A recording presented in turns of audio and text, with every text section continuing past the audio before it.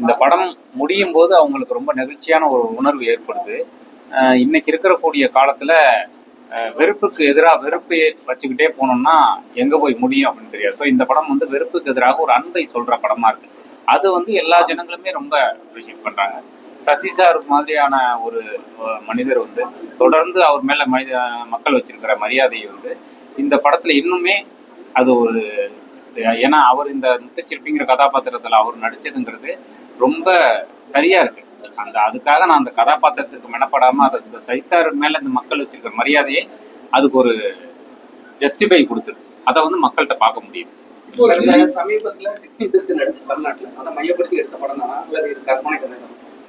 கற்பனை கதைலாம் இல்ல, தொடர்ந்து இந்தியா முழுக்க இது மாதிரி விஷயம் நடந்துட்டு இருக்கு. இப்பதான் தமிழ்நாட்டுல நடக்குதுன்னு இல்லை, தொடர்ந்து பல்வேறு காலகட்டங்களா இந்தியா முழுக்க நடந்துட்டு இருக்கு. அதையெல்லாம் பார்த்து எடுக்கப்பட்ட படம் தான்.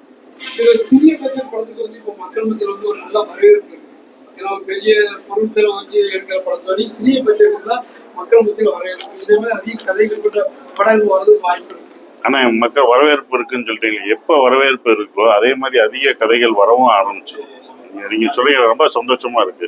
சிறிய பட்ஜெட் பெரிய பட்ஜெட்லாம் இல்லை, நல்ல படம் நல்ல சினிமான்னா, நல்ல சினிமானா அது எதா இருந்தாலும் வரவேற்பு கொடுத்துருவாங்க.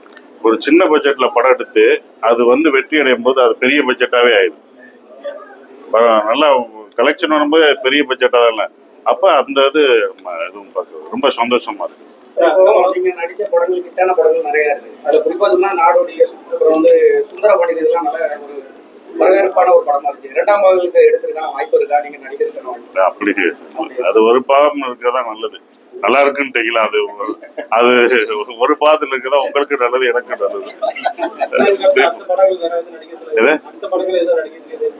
நிறைய படம் அடுத்து வந்துட்டு இருக்கு. எனக்கு அடுத்து ரெடியா இருக்கு. 2 படங்கள் ரெடியா இருக்கு. இன்னும் பேர் வைக்கல. அப்புறம் ஷூட்டிங் போக வேண்டிய படங்களும் இருக்கு. இன்னும் பேர் வைக்கல, அது ஆரம்ப கட்டத்துல இருக்கு. அப்புறம் இன்னொரு படமே இவரோட ஒரு படம் பண்றோம். அப்புறம் பண்றேன் அடுத்து இந்த வருடம் ஒரு புதுமுக இயக்குனர் படம் ஒன்று பண்றேன். இந்த படம் வந்து ஒரு ஆரம்பத்துல இருந்து கோயில்பட்டியை மையமா வச்சு எடுத்துக்கிட்டு, ஆனா அது பிடிக்கும் போது வந்து பெரிய மையமா கூட அரசியல் வச்சு பண்ணிருக்கு. இது சாத்தியப்படும் நினைச்சிருக்கீங்களா? ஒரு சாமானியன் வந்து ஒரு டெல்லியில போய் உச்ச நீதிமன்றம் வரைக்கும் போக முடியும், உயர் நீதிமன்றம் வரைக்கும் போக முடியுங்கிறத காமிச்சிருக்கீங்க இந்த படத்துல. இது வந்து சாத்தியப்படும் எடுத்திருக்கீங்களா? இல்ல மக்கள் இதை புரியணும், இல்ல மக்கள் தங்களுக்குள்ள பிரச்சனையை வந்து நீதிமன்றம் மூலமா தீர்க்கலாம்னு சொல்லி எடுத்திருக்கீங்க? ஒரு சாதாரண மனுஷனுடைய அன்புலையும் கருணைகளையும் தான் இந்த டெமோக்ரஸி இன்னும் வாழ்ந்துட்டு இருக்கு. அதை தான் நான் சொல்றேன். அந்த சாதாரண மனுஷனுடைய அன்பு ஒரு பெரிய மாற்றத்தை உருவாக்கும் அப்படிங்கறத இந்த படத்துல நம்ம சொல்றோம். ரொம்ப நன்றி.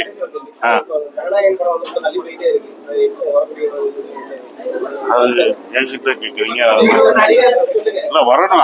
அது நானும் அந்த படத்தை பார்க்க, நான் எப்ப வரும்னு என்கிட்ட கேக்குறீங்க. அதான் நான் சொல்றேன்.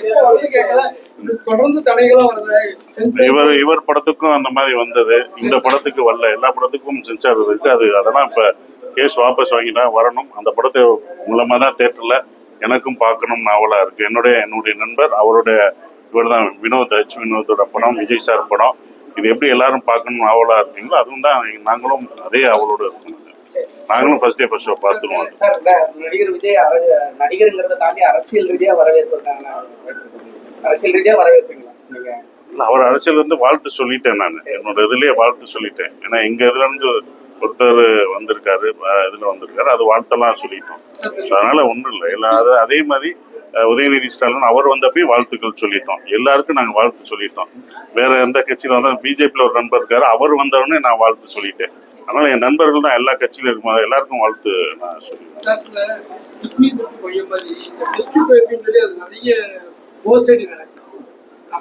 தமிழ்நாட்டுல அதிக அளவுல குழந்தை இல்லாதவங்களை குறி வச்சு நடக்கு.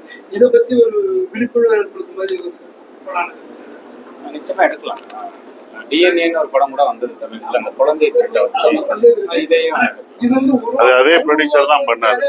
மருத்துவமனையை லட்சக்கணக்கில் பணம் கொடுக்குறாங்க. அது வந்து குழந்தை திருட்டு. இது வந்து மருத்துவமனை வந்து அதை மையமா வச்சு லட்சக்கணக்கில் மக்கள் மத்தியில் வந்து இல்லாதவங்களையும் பணத்தை திருட்டுறாங்க. அதை பத்தி நிச்சயமா பேசலாம். மாதிரியான பிரச்சனைகள் எல்லாம் தொடர்ந்து பேசலாம். நன்றி.